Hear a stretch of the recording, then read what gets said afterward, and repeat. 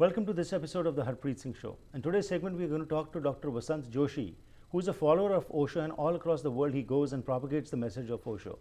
What was the message of Osho, and why does he think that today Osho's message can bring peace in the world? We'll talk to Dr. Vasant Joshi on this particular topic today. Welcome to the program, sir. Thank you, sir. Thank you for inviting me. Thank you. It's a pleasure having you here. So first of all, a little bit about yourself. You are a double PhD. Yes. And what inspired you, and what was it which made you move to this message of Osho? Yes, it so happened that way back in 1967, I arrived in America after finishing my first PhD to do another PhD in literature. Then somehow I was invited existentially to teach at the University of California, Berkeley. So I taught there for 4 years, and it was in 1967 or 68, somebody sent me Osho's books in Hindi to translate or to use them if I could. That was my first indirect introduction to him. Right. But I was so much into academic work, it didn't go any further. Later on, I came to University of Michigan for doing my second PhD, which I did in education. Right. Then somebody sent me Osho's audio discourses, cassettes. They were the teachings of Lord Mahavir, the Jain religion. And when I heard those, I was completely impacted. I said, if this is the powerful vision and the penetrating insight that he has, I must go and see him. That was the only thought that came to my mind, is I must have his darshan or see him. Right. Then it took me 2 years to work it out. Finally, in 1975, I reached Pune. It used to be known as Pune, Rajneesh Ashram, and that is where in 1975 he initiated me into what is known as Neo-Sannyas, or he initiated me as his disciple. Since then the journey has started since 1975. So what is the change which you find in yourself from Dr. Vasant Joshi, who had not met Osho, and after meeting him? Yes. Well, there are a number of changes. At a number of times things have become apparent to me, but basically it has given me better clarity and understanding. The matter is not about the information. The matter is, are we changing? It has changed me from within. Right. It has changed me to see things differently, so to see things more with more clarity. So basically, this process of awareness has started because I am becoming more and more aware of my unawareness, and this has a beginning. It has no end. Once you start it, it just goes on. Right. So the second thing is, I have learned how to relax. You know, there are lots of pressures in our life. We are all busy people and all that, but there must be a way to relax, to get out of it, and that is where meditation. His techniques of meditation have been very helpful for me to understand and to move in a relaxed way. The third thing is that he has made me aware that this life is precious and I must know how to live this life. I must learn from him, and from his vision. So basically, clarity, change, understanding, awareness, these are all simultaneous going on, but it is an ongoing process. Chal raha hai, it is going on. You were given a name, a new name, Swami Satya Vedant by Osho, and you were also appointed as a chancellor for the multiversity which was established at that time. So what does this name mean, and also what was this job which you were offered? Okay. The first thing is that the very word Satya means the truth. Vedant, there are 4 Vedas in the Hindu system. At the end, there are Upanishads. Upanishads are dialogues between the master and the disciple. Very penetrating, powerful dialogues. They are known as Upanishad. The very word Upanishad means sitting at the feet of the master. That is the word Upanishad means. These Upanishads have come at the end of the Vedas, the 4 Vedas. So one meaning of that is Vedanta means at the end of those Vedas, whatever has happened is Upanishad. The second meaning, literal meaning if you like to say it, it is ultimate knowledge. It's a crux of the whole knowledge. So Vedanta means the ultimate climax of knowledge. That's the only meaning that we can say. So truth and knowing, basically, not knowledge as information, knowing. Okay. And this multiversity, the Yeah. chancellor's job which you were offered, what was that? Multiversity was a very fascinating project. We used to have 100 processes. We call them processes. Okay. They were not courses like you find in a university and all that. It was not an intellectualized work. Right. It was more experiential. 100 different processes which were addressing different aspects of our life, Right. particularly our body, our mind, our heart, our consciousness, how to bring change Right. in this. And there were processes. These processes involved people into experiencing rather than intellectually noting it down in their piece of paper and then bringing it out. Okay. It creates a greater understanding how do I live? What's going on with me? Right. So each process brought me closer and closer to myself. That Okay. is the process that we had 100 different programs going on at that time. You talked about meditation, and today meditation is a word which is abuzz in all the societies today, especially in the Western culture. Yeah. And it's becoming commercialized also now. What is actually meditation? Is it just sitting for some time, closing your eyes and chanting some mantras, or is it something more, what Osho said? Good question, sir. First thing is that let us make it very clear. Meditation is essentially a science. It has nothing to do with any religion per se. Right. Anyone who can have any belief system can function through this meditation because it's a scientific process. Right. For example, if you have to boil water, you can boil only when it comes to 100 degrees. That's it will right. not boil at 90 degrees. Similarly, if you go through meditative processes, it will happen. Right. What will happen is that you will become more relaxed, more joyful, more creative, more celebrating life, more understanding will develop. All this happen. So I always call it meditation is like taking a shower, inner Right. shower.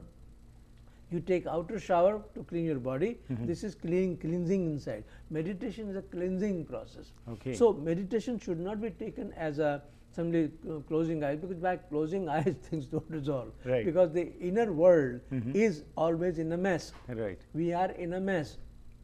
As I normally say, that this world is a messy. Right. So two friends were talking to each other. One was saying, well, looking at this mad world, I have a practical solution and I have a fantasy. Right. So the other guy said, okay, tell me what is your practical solution. He says, my practical solution is that the Martians will come down and they will fix this world. He said, this is your practical solution. Right. What is your fantasy? Right. He says, my fantasy is that we will do it ourselves. We have to do it ourselves because That's it's right. our mess. Very true. This mess outside is a projection, is a reflection of the mess inside. Right. And this inner mess is what meditation addresses. It cleanses out of that. Right. Yeah. So when you say it cleanses you, and you have also talked about that today we have been bombarded with information from all sides. Ji. But that awareness which needed to be there to understand that information, Ji. we are lacking that. Ji. So does Osho address this particular issue also? Absolutely. His entire message, if you ask me in one word, Ji. it is awareness. Now, what is awareness? If you observe your life, you will see that how mechanically we live. Our every action, our body, our mind, our thoughts, all are happening mechanically. Not only that, they are all programmed. We are programmed by the society, by the religion, by the family, and we function that. Right. We are continuously repeating things. They're all happening, same things happen over and over and again. Right. So when you talk about awareness, you become aware of this unaware way of living, Right. this mechanical way of living.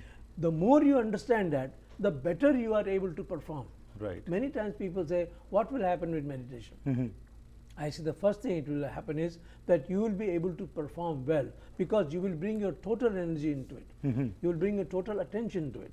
Meditation means, there are two choices, sir. Either agitation or meditation.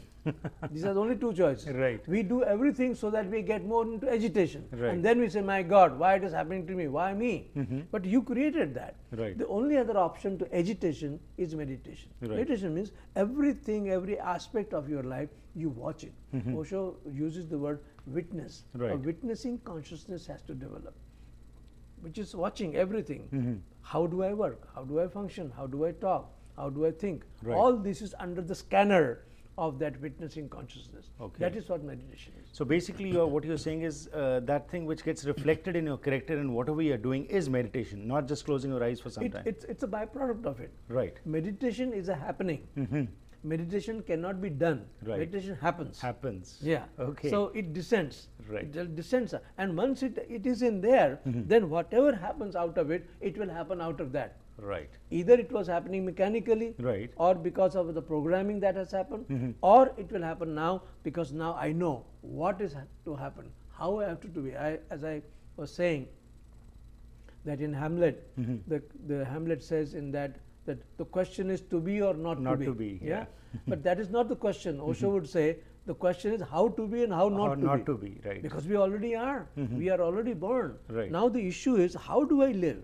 Either I live in this patterned way, in the mechanical way, in this way that I am being programmed, or I live with understanding, awareness, maturity. Right. All that will follow if the meditative process I have gone through. So, Dr. Joshi, you have talked about the mess what we are finding today in individuals' life as well as the society, and as you very rightly mentioned, what is reflected outside is what is inside us. So, this mess, does Osho address this issue of how to be out of this mess, and what steps should be initiated by a common person, so that once a common person starts realizing that, and probably it might affect the society later on? That's a good question. Actually, as far as the social level is concerned, collectivity today requires that we bring more and more wisdom in our society, a wisdom-based society. Right. Osho says we need to spiritualize the society. That's a very good thing what you're talking, spiritualize the society. So how to spiritualize the society, we will talk of this after this break. Okay. ਘਰ ਇੱਕ ਐਸੀ ਥਾਂ ਹੁੰਦੀ ਹੈ ਜਿੱਥੇ ਹਰ ਕੋਈ ਆਪਣੀ ਨਿੱਜੀ ਜ਼ਿੰਦਗੀ ਦੇ ਸੁਨਹਿਰੀ ਪਲ ਯਾਦ ਰੱਖਦਾ ਹੈ। ਉਹ ਜਗ੍ਹਾ ਜਿੱਥੇ ਉਹ ਰਹਿੰਦਾ ਹੈ ਤੇ ਪਿਆਰ ਭਰਿਆ ਜੀਵਨ ਬਤੀਤ ਕਰਦਾ ਹੈ। ਇਹ ਗੱਲਾਂ ਤਾਂ ਹੀ ਪੂਰੀਆਂ ਹੁੰਦੀਆਂ ਨੇ ਜਦ ਕਿਸੇ ਜਗ੍ਹਾ ਨੂੰ ਸਜੇ ਹੋਏ ਘਰ 'ਚ ਬਦਲਿਆ ਜਾਵੇ। ਨਵੇਂ ਘਰਾਂ ਨੂੰ ਫਰੇਮਿੰਗ ਤੋਂ ਲੈ ਕੇ ਫਿਨਿਸ਼ਿੰਗ ਤੱਕ, ਡ੍ਰੇਪਰੀ, ਪੇਂਟਿੰਗਸ ਤੋਂ ਲੈ ਕੇ ਡੈਕੋਰੇਸ਼ਨ ਐਸੈਸਰੀਜ਼ ਤੱਕ, ਤੁਸੀਂ SK ਹੋਮ ਡਿਜ਼ਾਈਨਸ ਦੀਆਂ ਪ੍ਰੋਫੈਸ਼ਨਲ ਸਰਵਿਸਿਜ਼ ਲੈ ਕੇ ਆਪਣੇ ਸੁਪਨਿਆਂ ਦੇ ਘਰ ਨੂੰ ਹਕੀਕਤ 'ਚ ਬਦਲ ਸਕਦੇ ਹੋ। ਕੰਟੈਕਟ ਕਰੋ Sandeep Kaur 6048259295।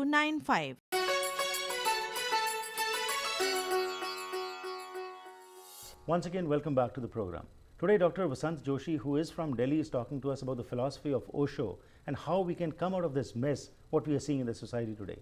Before the break, he was talking about spiritualizing the society. Let's talk to him. What does he mean by that, and what steps need to be initiated by a common person to reach that goal? Doctor, once again, welcome. Thank you, sir. So, spiritualizing the society, how is that possible and what needs to be done? Well, when you are talking about the collectivity, first of all, try to understand this. There is nothing like society. Society is just a concept. There are individuals. There is nothing like a forest.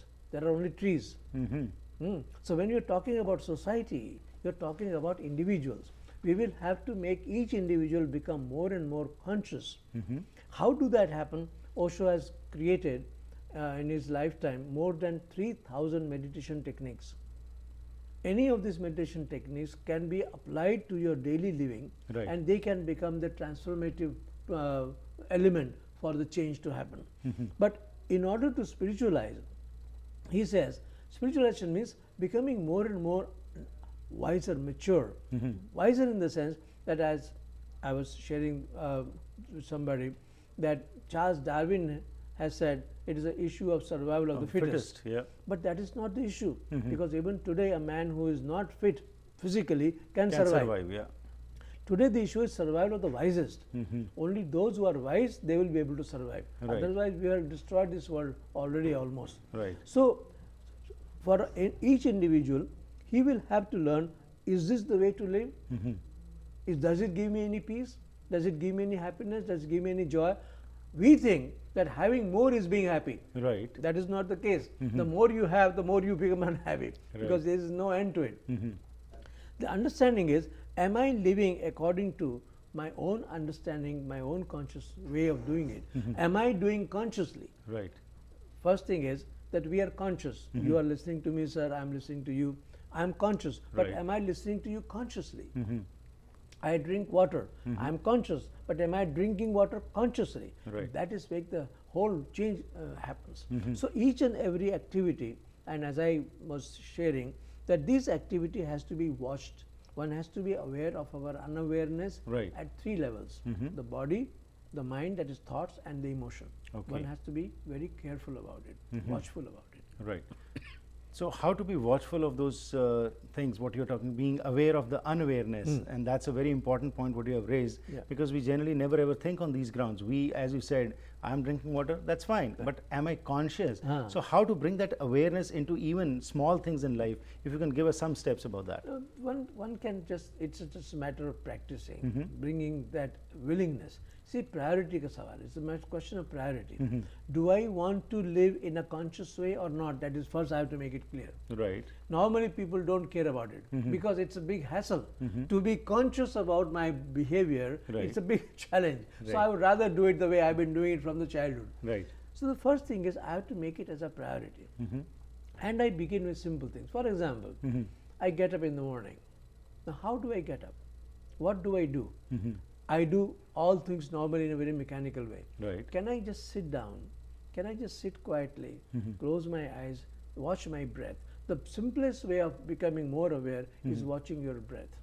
Breathing has a tremendous quality. Breathing means that is the life, what is known as prana, energy. Watching your breath. Once you begin to watch your breath, you can also watch your slowly other activities at the same time. But breathing, watching breath is the simplest. Right. And then you bring your attention. The issue is, you see, we are all suffering from what I call CPA, continuous attention, partial attention, CPA. Partial attention does not allow us to connect with something. We have to totally involve into that. Involved in the sense that I should be there where I am doing. We normally are never there. When somebody is talking, he is somewhere else, he is listening, they say, what did you say? But I have already told you, why did you not hear that time? Right. Because I was not there. That is why one has to be very careful when you are listening, talking, doing every activity. Right. And every individual will have to take that as a task for himself. Each individuals do that, then society will change. Society does not exist, individuals exist. That's right. Yeah.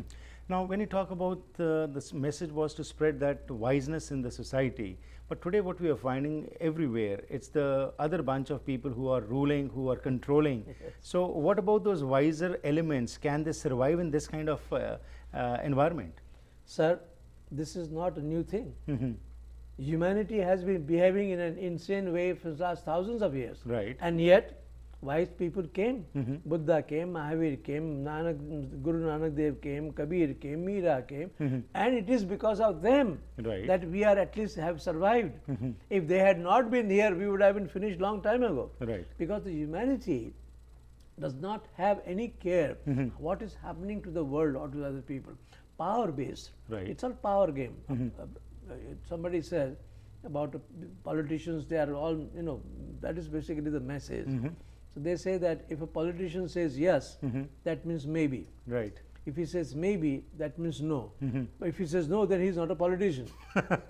He will never say no. Of He will course. begin with yes, but when he says yes, it means maybe. Right. So this game that is going on, we will have to be very watchful about it. Right. And the second thing that Osho has made very clear, sir, we will have to take responsibility. Now we cannot depend upon a politician or religious organization or somebody else to fix things for us. That's we right. will have to fix it for ourselves. And that responsibility taking is what meditation is.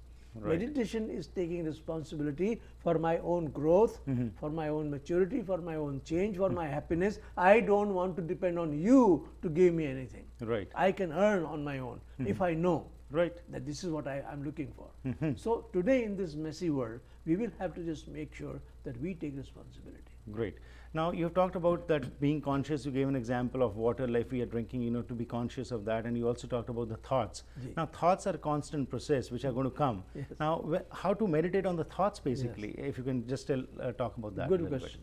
As I was saying, there are 3 levels on which this meditative awareness has to be brought: body, thinking, and emotion. bit. Right. Body means how do I function? Right. What do I eat? Why should I eat this? Why should I not eat? When should I get up? All this, because this body is a gift. It's a very precious gift. Right. And this is the only thing that has helped me. Many enlightened masters have called this body as a temple. This is the temple. The temple where the divine means the energy sustains, it remains there. So first I'll have to learn how not to be unaware, how not to deal with this body, misuse this body, how not to do that. Thinking, according to one research, On average, every individual in 24 hours goes through at least 60,000 thoughts. And these are all repetition. They are all Right. recycling, rehashing, same thought over and over. You take a piece of paper and you will find out maybe 6 or 7 thoughts are there, and all other thoughts are there, coming out in different forms and shapes. Right. And each thought, when it comes, it doesn't come, but one came now, then another after 5 minutes. They are Constant. it's a bumper to bumper traffic. Right. Just bombarding on you. Now, how to do that? Some people say, "Oh, these are all horses of thoughts. Control them." No, no, no. If you will to control them, they will defeat you. Right. You don't control them. You watch them. Observe them. Observe them. And don't get identified with them. Right. You are seated there. A thought comes. Okay, come and then go away. Another comes, come and go. You just simply ignore. Don't Right. take any interest. If you give me a minute, I'll give an example. Sure. People who are in India, they can relate with that. I have observed that. Let us say we are in a car, Ji. and the car stops at a traffic light. There is a red light there, and suddenly a woman with a child in her hand, she comes there. You are looking there. She comes here near your window. You don't look at her. Right. You look there or you look there. If you look at her, then the issue happens. Either you have to do something Right. because you feel very ashamed that she is standing there, and you have to do something about it. Right. In order not to bother about it, you don't look You at her. don't look there. Yeah. You look here. The woman stays there for a few seconds, then she says, "This is a waste of time, let me move away." Same with the thoughts. If they come, let them come. Don't pay any attention. If you pay attention, they will linger and they will grab you. Right. It is not that one thought comes alone. He brings all his family, his uncles and aunts, and everybody comes there with the thought. Right. So all that is watchfulness, watching these thoughts, Right. because these thoughts consume our energy. Research shows that 10 minutes of this at random thinking takes away as much energy as it is required to dig a hole in the ground. 10 minutes required that much energy that requires to dig a hole. So imagine we are thinking almost 24 hours. Right. At night, only about 3 or 3.5 hours, they say, the machine stops. That's why they say, "Oh, I had a wonderful sleep." That you slept only for 3 hours. Right. The rest of the time you're tossing and turning and thinking so many things. Right. So this is it. And the third level Emotions. is emotions. You have to be very watchful. You don't know what's going on. Somebody says, "I'm in love with you. I would like to bring the whole stars toward you." And then second moment he tries to hit her. Right. She says, "At least bring me 1 star, then you hit if you want to." You have not brought even 1 star yet. Right. But we do that. And also our emotions have become cerebral. Right. Oftentimes you must have heard people say, "I think I'm in love with you." What Right. do you mean you think? Yeah. Either you are in love or you Or are you're not, not in love. Yeah. Or say, "I don't think I'm in love with you." Right.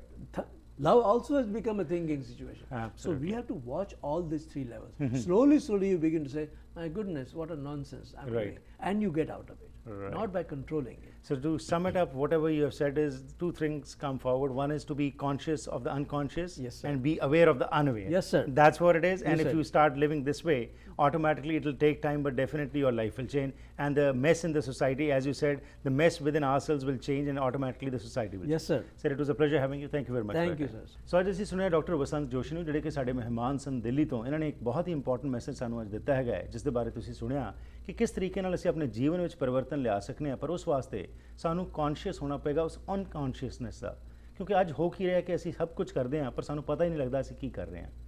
ਲੈਣੇ ਇੱਕ ਛੋਟੀ ਜਿਹੀ break, ਲੇਕਿਨ break ਤੋਂ ਬਾਅਦ on Harpreet Singh show Tanaz truth talk ਤੁਸੀਂ ਵੇਖੋਗੇ ਕਿ ਇੰਪੋਰਟੈਂਟ ਪਰਸਨੈਲਿਟੀ ਨੂੰ ਜਿਹੜੇ ਕਿ ਆਪਣੇ ਵਿਚਾਰ ਤੁਹਾਡੇ ਸਾਂਝੇ ਕਰਨਗੇ ਕਿ ਕਿਵੇਂ ਫੇਥ ਜੋ ਹੈ ਉਸ ਦੇ ਨਾਲ ਬਹੁਤ ਸਾਰੇ ਚੇਂਜਸ ਜੀਵਨ ਵਿੱਚ ਆ ਸਕਦੇ ਨੇ।